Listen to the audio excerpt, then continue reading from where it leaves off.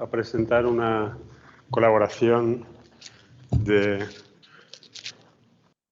Observatorio Real de Bélgica, que son los ideólogos del gravímetro, con la contribución de la empresa EMSIS, que es la que lo ha materializado hasta el modelo de vuelo. Es un gravímetro para pequeños cuerpos del sistema solar y la primera unidad se ha desarrollado para la misión de defensa planetaria ERA de la Agencia Espacial Europea, que va al asteroide Dimorphos.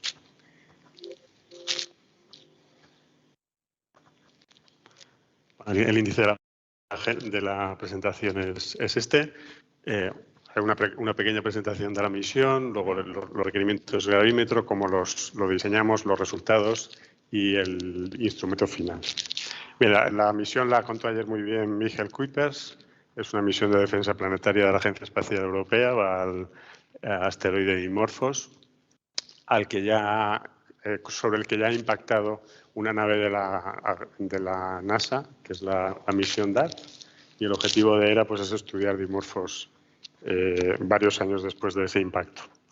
Simplemente para recordar lo que nos dijo ayer Michael, cuando llegue ERA a Dimorphos, soltará o liberará 2 CubeSats, Milani y Juventas. En uno de esos CubeSats hay varios experimentos, uno de medidas de las propiedades de Dimorphos con UHF, con radio UHF, y un gravímetro. Primero se pondrá en marcha el experimento de radio, y cuando acabe el experimento de radio, en las últimas órbitas de Juventas alrededor de Dimorphos empezará a funcionar el gravímetro y estará funcionando hasta el aterrizaje de la nave Juventas sobre ERA y el rebote sobre la superficie hasta que quede en estado estacionario. Simplemente, bueno, aquí hay unos datos de Dimorphos. Lo único que quiero remarcar aquí es la gravedad que tenemos que medir. Son 36 micras por segundo al cuadrado. Es la estimación de gravedad sobre el satélite de Dimorphos. O sea, poquísima gravedad para que un astronauta pudiese saltar y perderse en el espacio.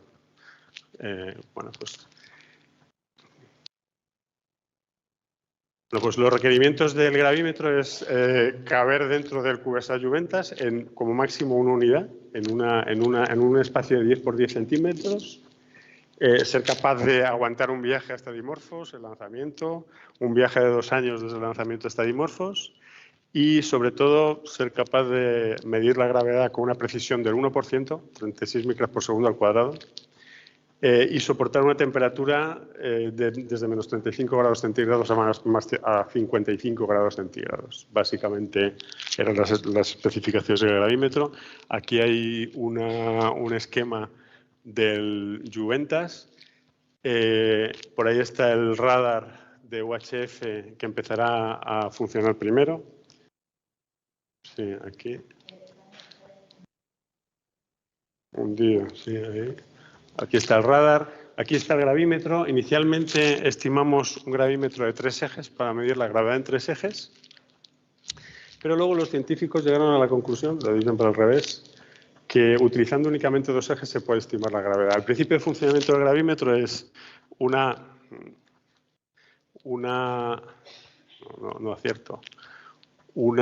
lámina que está suspendida entre 2 electrodos y que tiene una masa al final y que evidentemente la gravedad flexiona.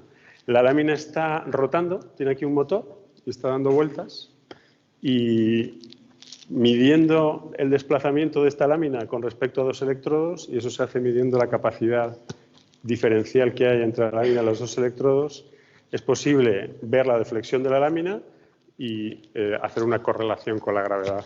Utilizando 2 de estas láminas, dando vueltas y poniendo los 2 ejes, al revés siempre, y poniendo los 2 ejes de manera ortogonal, se puede reconstruir el vector de gravedad en 3 dimensiones. Y de esa forma eliminamos uno de los ejes y ocupamos menos de una unidad de 10 por 10 por 10 centímetros dentro del satélite Juventas.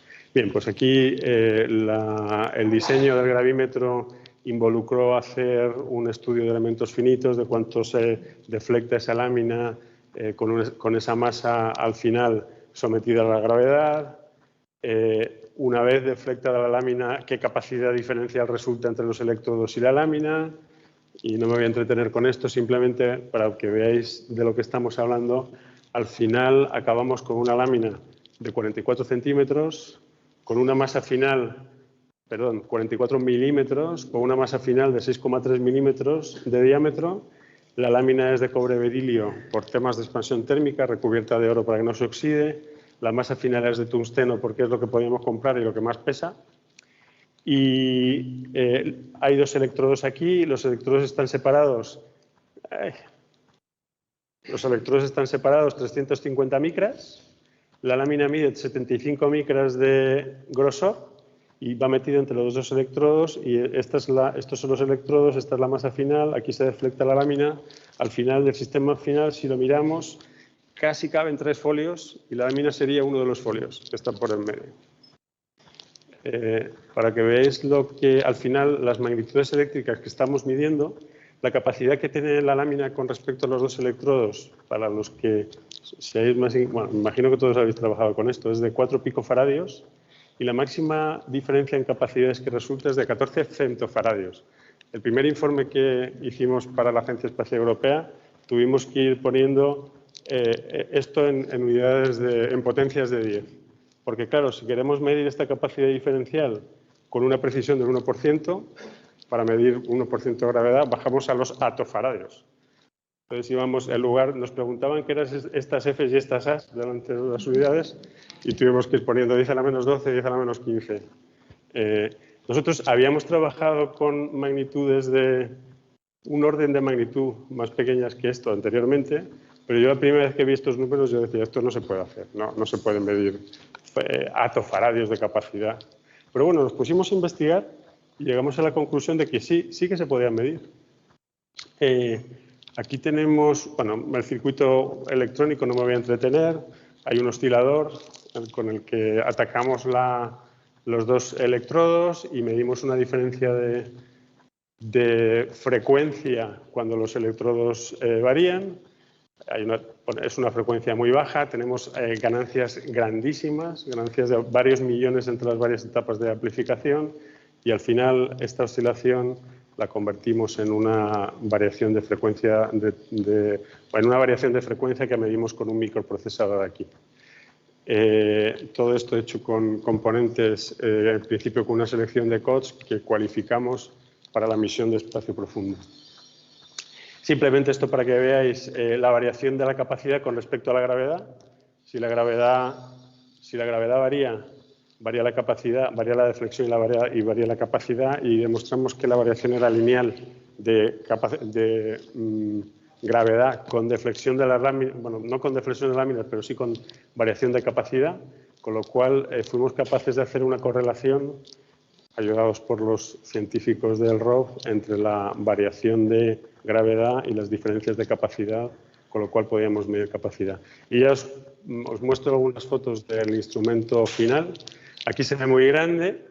Aquí dentro está la lámina, eso es la masa de tungsteno, la lámina está ahí en medio. Se ve muy grande. Desde aquí, que es un motor, hasta aquí hay 9 centímetros, con lo cual os podéis imaginar la distancia. Estos son 5 centímetros aproximadamente. Como he dicho, ahí hay un motor, aquí hay otro. El instrumento está plegado para que pueda caber y para que toda esta pieza pueda girar con la lámina en medio para medir la gravedad. La electrónica que mide la capacidad está por ahí y hay más electrónica en uno de los lados. Estos son, bueno, ya algunas fotos sobre el modelo de vuelo. Todo eso tenía que soportar test de choque, test de vibración. Este es el modelo de cualificación sobre la mesa de vibración, sobre la mesa de choque que hicimos en Alter. Radiación electromagnética, evidentemente todas las pruebas que se piden en un modelo. Aquel era el modelo de cualificación, este es el modelo de vuelo. Ahí tenéis el eje central que rota entre mis manos, que está ahí puesto con la electrónica, y el modelo final de vuelo con los dos ejes ortogonales, los sabers para no tocar los conectores mientras hacemos pruebas, y una L de titanio sobre el que se montará sobre el CubeSat Juventas. Aquí tenéis las pruebas de aceptación del modelo de vuelo. Fijaos lo que hay que soportar. Esas son las vibraciones de baja frecuencia. Las de alta frecuencia no salían en el teléfono. Cualificándolo para vibración para lanzamiento en un Falcon 9. Y ahí tenéis, antes de meterlo en la cámara de vacío y excursión térmica para demostrar que es capaz de soportar temperaturas de menos 35 a 55 grados. Bien, y simplemente para que veáis qué sale de aquí. Claro, ¿cómo hemos probado que esto funciona? Pues 9,8 G tenemos aquí, 1 G, 9,8 metros por segundo tenemos aquí, 36 micras por segundo al cuadrado en dimorfos. Pues ponemos el instrumento en vertical, todo lo vertical que se pueda, con un inclinómetro hacemos un pequeño ángulo. La gravedad que ve la lámina es 9,8 por el coseno de 90 menos alfa. Intentamos simular los 36 micras por segundo al cuadrado. Si en ese momento rotamos la pieza central, la lámina se va flexionando y vemos una variación de gravedad, vemos una variación en las medidas que tenemos de frecuencia proporcionales a en este caso, a la inclinación y a la gravedad. Así medimos, así probamos que el instrumento funciona, la potencia que consume mientras está funcionando y este es el instrumento completo. Al final, como conclusión, el instrumento se entregó la semana pasada, como sabéis, para montarse en Juventas.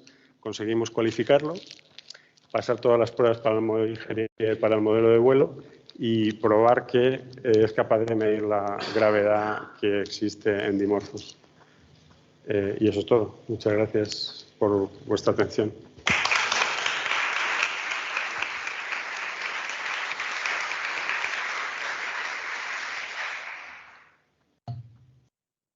Pues muchas gracias, José Antonio. Tenemos tiempo para algunas preguntas. Bueno, pues yo tengo una pregunta. Me gustaría saber, con este gravímetro, cómo de sensible es a las microvibraciones que puede encontrar uno en un ambiente espacial a la hora de operar. Sí. Evidentemente no hacemos esta medida que he puesto de las sinusoides no es una medida, es una estadística que hace el microprocesador de un montón de medidas de frecuencia. Con lo cual, efectivamente, eliminamos el ruido aleatorio haciendo una estadística. Vale, entonces el SNR es suficientemente alto para... Sí. De acuerdo. Es mucho más problemático la variación con la temperatura, que varía la deflexión de la lámina. Y ahí tenemos una corrección, hacemos una corrección para corregir ese offset con temperatura también. O sea, hay más cosas en la electrónica de lo que he contado, pero somos capaces de corregir la variación de temperatura. De acuerdo, muchas gracias.